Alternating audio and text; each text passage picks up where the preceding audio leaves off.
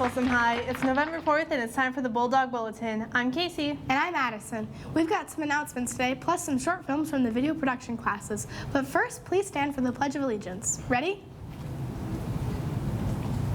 Begin. I pledge allegiance to the flag of the United States of America and to the republic for which it stands, one nation, under God, indivisible, with liberty and justice for all. Here's the news. AP test registration is closing soon. The last day to register for AP exams is next week on Thursday, November 11th. After that, you will incur a $50 late fee per exam. Currently, there's a $10 late fee. See your AP teacher for how to register or go to the FHS website, click Students, click Advanced Placement for more information.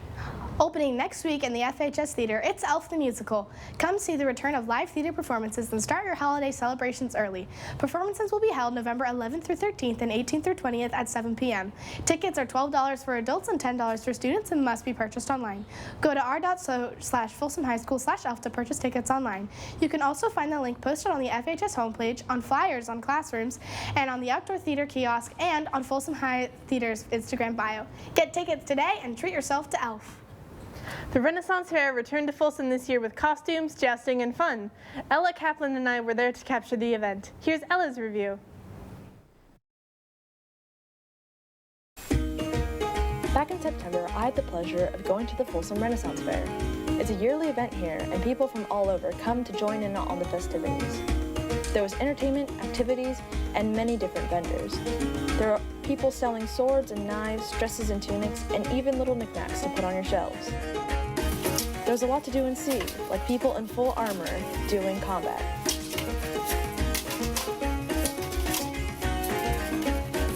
And performances of all sorts. But the big event is always the joust. It is a very exciting sport and very violent, but that's part of the fun. My favorite part, though, was seeing all the costumes. There were costumes ranging from historical to fantastical, from the ancient past to the far future. It was very fun to see the different costumes everyone came up with, and it was fun to dress up myself. My friends and I had an awesome time, so if you have the desire to join in next year, I promise you won't be disappointed.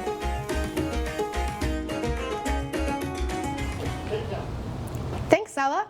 Well, it's November now and we have a little rain, but will we get any more this weekend? Let's check in with Bridget in the Weather Center to hear our forecast for this week.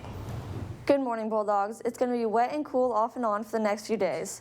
Looking here at the big map for today, we've got high temps around 70 degrees in the Sacramento Valley and in the 60s in the Sierras and the foothills. Our high today should be about 68 with a low of 54 overnight. The average for this day historically is 70 degrees, but that is a bit cooler than the record high we set back in 1976, the year of the big drought of 85. Let's look at the 7-day forecast. It's going to be rainy off and on today, but clearing a bit overnight. Tomorrow we'll have partly cloudy skies and slightly warmer temperatures. That's going to change for the weekend when we can expect rain on Saturday with temps cooling back down to the mid-60s. Sunday should be dry, but Monday and Tuesday are predicted to be stormy and rainy with high winds.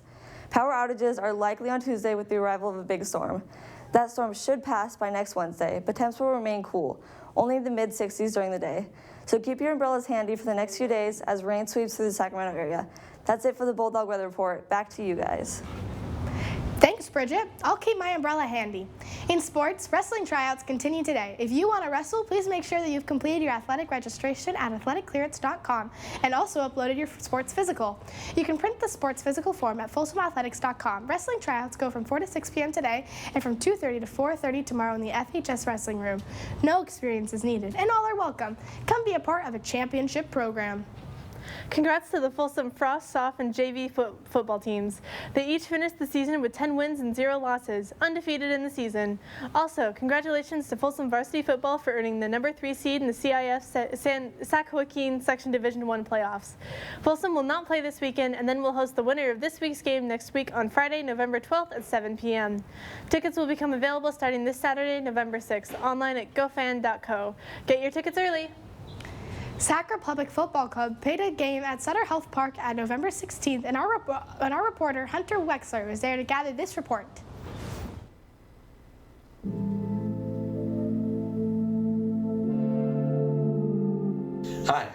My name is Hunter Wexler, and we present to you Sac Republic versus Tacoma Defiance. The Republicans need to win this game to have a chance for the playoffs, but Tacoma Defiance only needs to draw. Let's see how it goes.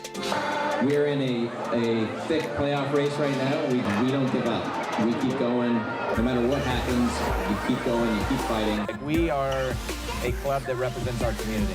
We aren't just a soccer club. That is our bread and butter, and that's who we are, and we go out here and do our thing every week.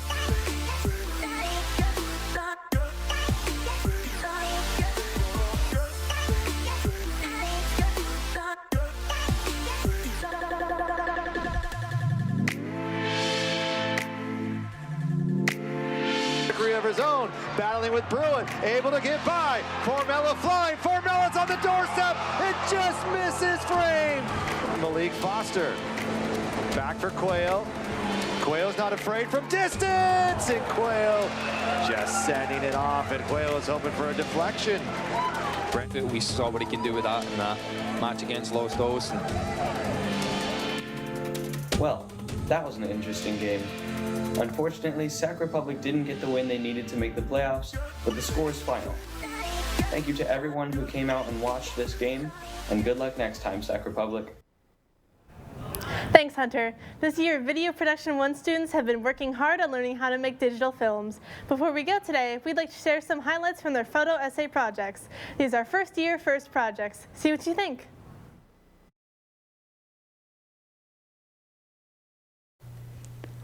I'm Rami Muyeso, and I will be talking about my trip to Utah this summer.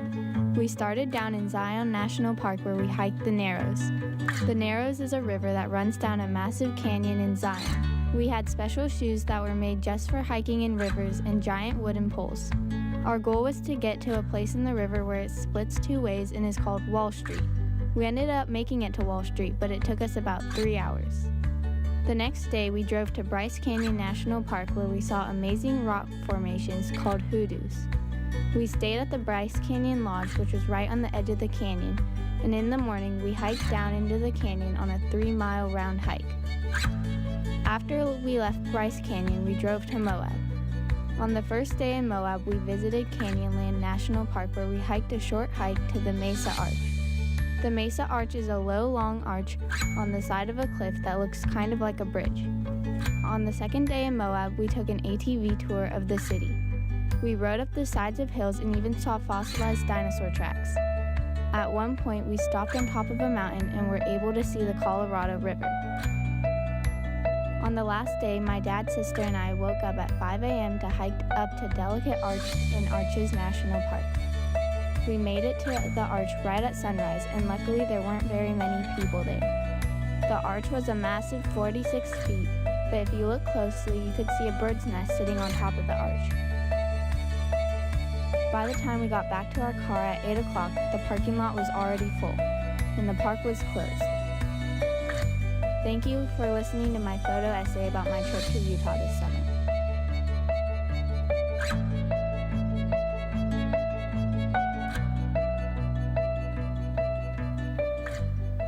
Hello, my name is Cooper Reasons, and for my photo essay, I decided to talk of the color scheme and imagery of John Carpenter. Directors like David Fincher tend to use a more muted color palette to simulate realism within the shot, whereas John Carpenter does the complete opposite, using a multitude of colors: blue, red, green, purple, and black and white. Carpenter uses color to push the theme forward or add dramatic effect. Even with all that in mind, my favorite of his uses is the one with the least amount of color. In the film They Live, Roddy Piper's character uses sunglasses to unravel the schemes of a secret alien invasion. The glasses allow him to see the true meaning of objects. I love the use of black and white to, 1, show the grim reality of the situation, and 2, show how obvious the lies of the world truly are.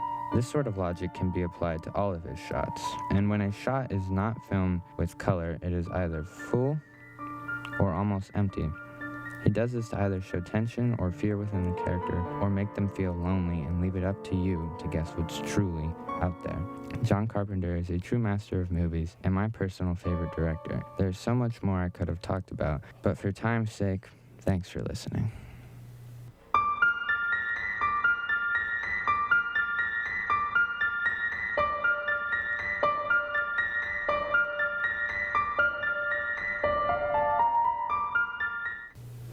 Hi, my name is Danny Seneco, and the topic I chose was nature, more specifically, pollution and global warming. Since the early 19th century, human beings have been battling with pollution and trying to find new ways to decrease pollution. Industrialization played a huge role in the start of pollution when we first started building factories and cars, releasing greenhouse gas emission, also known as carbon gas emissions. Since then, our global warming threat has only grown. As the gas emissions and sunlight get trapped in the atmosphere, our atmosphere continuously gets hotter. Scientists say that we have 7 years left to reverse the effects of pollution and global warming. Other than air pollution, water pollution is also negatively affecting our oceans and water supply. At the rate we're going, by 2050, there will be more plastic in the ocean than fish. As of 2017, there were 3,500,000,000,000 fish in the ocean. Our world is dying, and unfortunately not slowly. At this point, everyone needs to start participating in a healthier, more eco-friendly lifestyle. Some things you can do to help slow down or even stop global warming could be using a reusable water bottle, reduce your water usage when brushing your teeth and showering, walk and bike to close destinations and be more fuel efficient, and using your own shopping bags at the grocery store versus using the plastic bags they provide. Thank you for your time and have a nice day.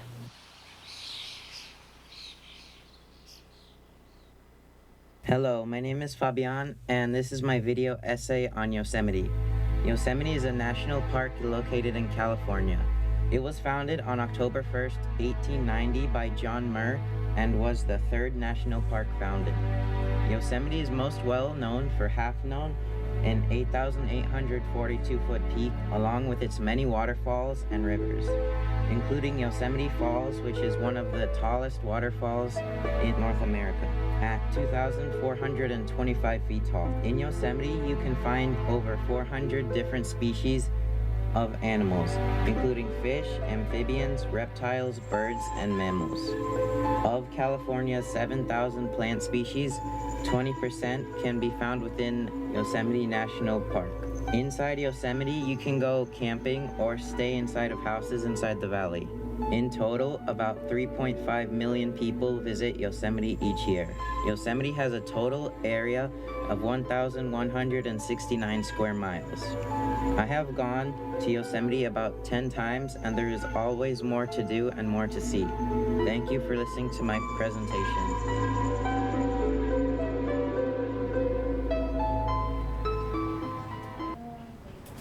All right, those are some really interesting photo essays. Good work, Video Productions 1. That's it for today's show.